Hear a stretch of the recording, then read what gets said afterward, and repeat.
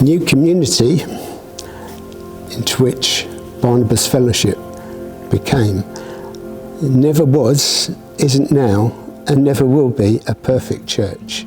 But we are so grateful that God has planted us here for the last 44 years. Hello, my name's Roger Harris, and I arrived here in 1982 together with my wife Jan and our daughters Elizabeth and Sarah. You've probably heard that in the 1970s and 80s there was a remarkable move of the Holy Spirit whereby people in the historic denominations began experiencing the baptism of the Spirit and ministering in the gifts of the Spirit. Many churches ruptured at that time. People began to meet in homes, and so the house church movement was born. Jan and I came from one such house church. My background was Anglican. Jan was raised in a Brethren-style mission hall. We arrived at this fellowship in Wilmington. The leader of our fellowship had a passion for getting Christian literature out into schools and all sorts of places, and he got the use of the old coal office in Dartford on a Saturday. Jan was one of his first helpers. They began to hold a squash for young people on Saturday evening, and over an 18-month period, probably some 200 young people came along. The vicar at my parents' home church sent me along to find out what was going on, what influence was being exerted on our young people.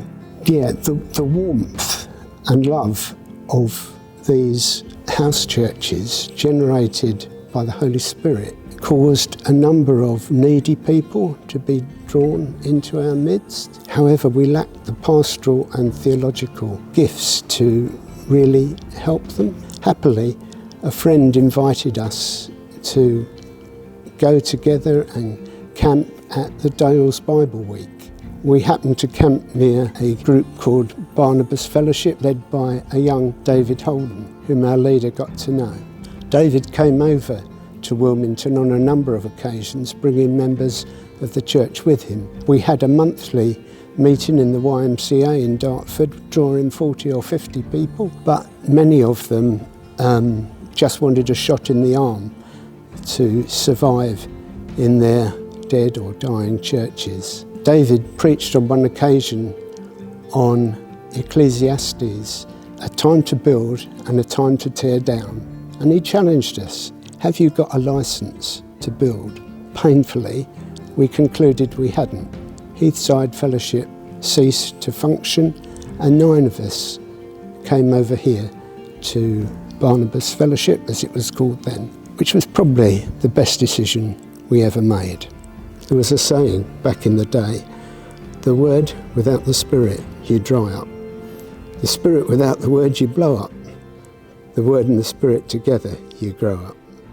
Most of all, I'm grateful for elders who are totally committed to being a church of both word and spirit. Jan and I have undertaken a number of background roles over the years. I hope there will be many opportunities for people to serve on teams, supporting churches and church plants around the world. And I hope many, many more people will be drawn into loving communities where we work out our faith in transparency, doing life together. As someone once said, the Christian life is a marathon, not a sprint. We've done a lot of ordinary stuff over many, many years, but we're so grateful to know a God who puts the extra in the ordinary.